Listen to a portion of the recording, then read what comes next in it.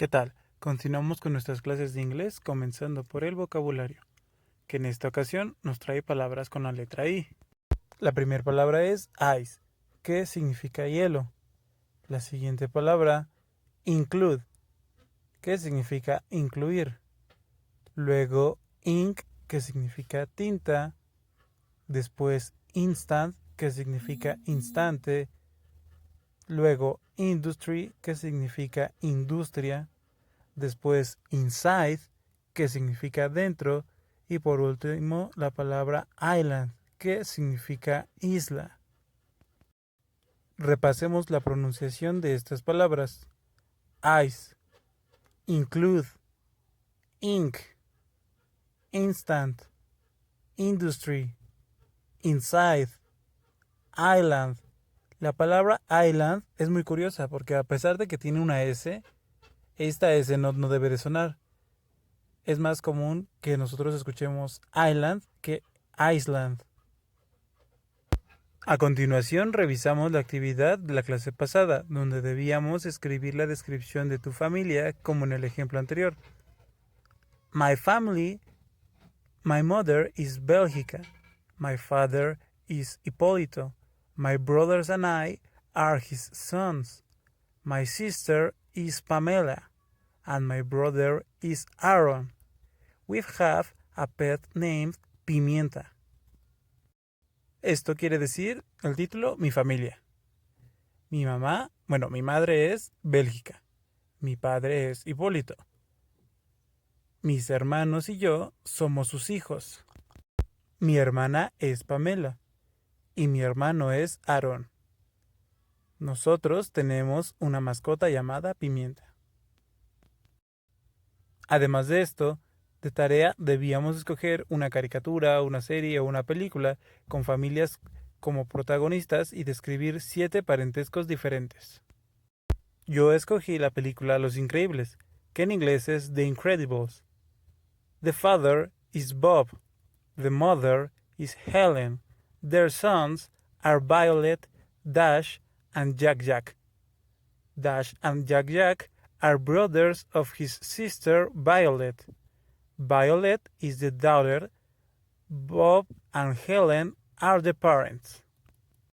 Esto quiere decir, título, Los Increíbles. El padre es Bob. La madre es Helen. Sus hijos son Violeta, Dash y Jack Jack. Dash y Jack Jack son hermanos de su hermana Violeta. Violeta es la hija. Bob y Helen son los padres. De color rojo están los diferentes parentescos de esta familia. Y a continuación, prepositions o preposiciones en español. Las preposiciones, como bien sabemos, son palabras que sirven para unir dos ideas o dos oraciones diferentes. En inglés tienen la misma función, servir entre dos palabras o distintos elementos para una misma oración.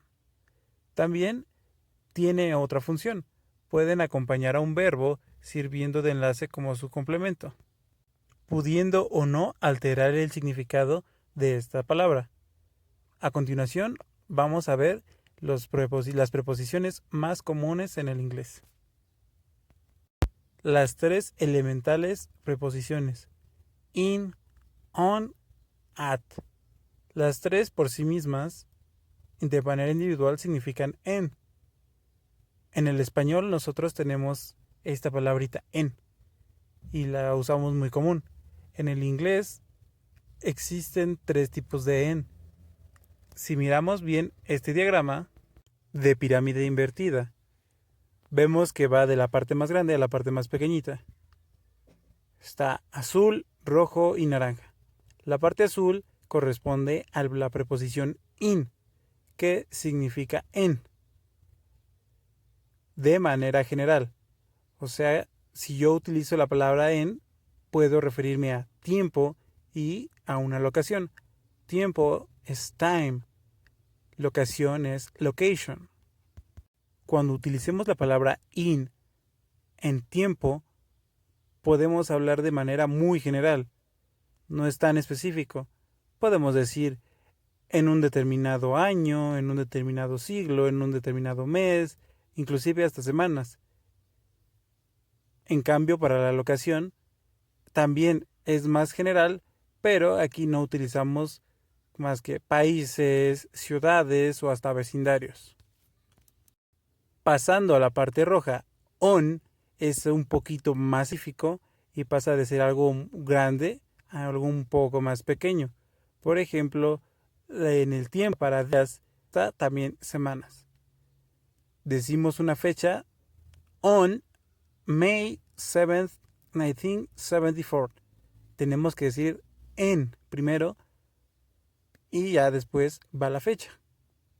Para la ocasión, la palabra on es cuando ya estás utilizando una dirección más específica. No estás diciendo, nada más un país, una ciudad o hasta una colonia. Estás diciendo una calle o alguna avenida.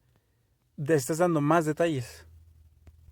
Y por último, la parte naranja es la parte más específica, la parte más pequeña que se puede llegar a decir en una oración con en. Por ejemplo, en el tiempo podemos decir horas, que es la de las fracciones de tiempo más pequeñas en consideración con unos años. ¿Qué es más pequeño, un año o una hora? Las horas, ¿no? Por eso las horas es lo mínimo, mínimo, mínimo, o inclusive hasta minutos, pero lo mínimo con lo que vamos a trabajar con la preposición en para tiempo. Decimos at 7 a.m., at 12 o'clock, at 5 p.m. Y en el caso de la ocasión, si en on ya era más específico, con at es todo lo específico que se puede ser. Desde una dirección con números, esquina con tantos, hasta una dirección ya conocida. Por ejemplo, los supermercados.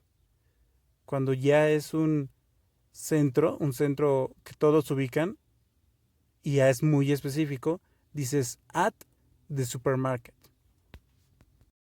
Pueden parecer confusas estas tres palabras, porque las tres significan lo mismo. El contexto, nuevamente en el inglés, es muy importante. Porque si yo estoy hablando de tiempo, puedo estar hablando desde siglos, décadas, años, meses, hasta minutos y horas. El es muy diferente. Por eso tienes que encontrar la manera de ubicar a qué escala está respondiendo cuando utilizamos en. Lo mismo para las locaciones. No es lo mismo hablar de un país que hablar de la dirección de nuestra casa. Las medidas son diferentes. Ahora vamos a ver unos ejemplos con in, on, at. Para in tenemos I live in Mexico. I born in 1999. Para la primera oración, live in Mexico, como México es un país, es muy general, utilizamos in. Como el año 1999 también es muy general, utilizamos in. Posteriormente, para on, tenemos Our class is on Monday, Wednesday and Friday. I live on Cultura Romana Avenue. Cuando utilizamos on para la primera oración, estamos diciendo nuestra clase es los lunes, miércoles y viernes. Aunque quedamos que on significa en este caso el contexto, ¿cómo quedaría mejor decir que nuestra clase es en lunes, miércoles y viernes o los lunes, miércoles y viernes? El entendimiento debe de ser el mismo. Sin embargo, como no es igual muy específico los días de la semana, utilizamos on. Para el caso de I live on Cultura Romana, decimos que es una calle. Sin embargo, no estamos dando un número, no estamos dando esquina con algo, por lo cual es específico, sí, pero no tan específico. ¿Por qué? Porque una avenida o una calle puede medir hasta 20 cuadras. ¿Y en qué cuadra vives? Es aquí donde utilizamos on. Cuando tenemos un poquito más de información, sin embargo no somos tan específicos. Y por último, para at, que es ya la forma más específica posible. We start at 4 o'clock. See you at Walmart. We start at, ahí ese at, estamos diciendo nosotros empezamos a las 4 en punto. Como estamos dando una hora en específico, tenemos que decir at. Y cuando digo see you at Walmart, estoy diciendo te veo en Walmart, de manera más específica, más detallada, en un lugar específico. Finalmente, como actividad, escribe 2 ejemplos, como los que acabamos de ver, para cada uno de los casos in, on, at. Deben de ser 6 oraciones en total. Y a continuación tenemos más preposiciones, more prepositions. Aquí tenemos 2 tablas de las preposiciones más utilizadas en el inglés. Vamos a empezar con la primera tabla, comenzando por la pronunciación y posteriormente su significado. About, alrededor de o sobre de. After, detrás de o después de. At, en, ya habíamos visto. Behind, detrás de. Beneath, debajo de. Between, entre 2 o más cosas. By, por o junto a. Except, excepto. From, de o desde. Into, en, adentro. Near, cerca. Of, de, alejándose o fuera de. Over, por encima de, al lado de otro. Through, de. Until, que también puede ser contraído con la palabra till, hasta. Under, por debajo de. Upon, sobre o encima. Without, sin. Continuamos con la siguiente tabla. Above, por encima de. Among, entre, de 3 o más personas u objetos. Before, antes de, delante de. Below, debajo de. Beside, junto a. But, excepto o pero. Down, hacia abajo. For, para, por, durante o desde hace. In, nuevamente en. Like, como o igual a. Of, con una F. De. On, en o sobre de. Since, desde. Throughout, por todo o a pesar de todo. To, a, hasta, hacia. Up, hacia arriba. Y finalmente, with, con. Estas son algunas de las preposiciones más comunes en el inglés. Estas son de las más comunes que vamos a ver. Cada una tiene su significado y su contexto en particular. Algunas se van a parecer demasiado. Por eso te invito a que repases el significado de cada una para que en los ejemplos posteriores no vayamos a querer expresarnos con que un objeto está al lado de alguien cuando está debajo de, o viceversa.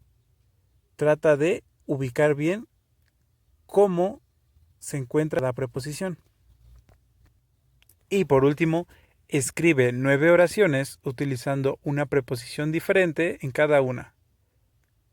Añádele una imagen o dibujo que ayude a entender mejor el contexto de cada preposición.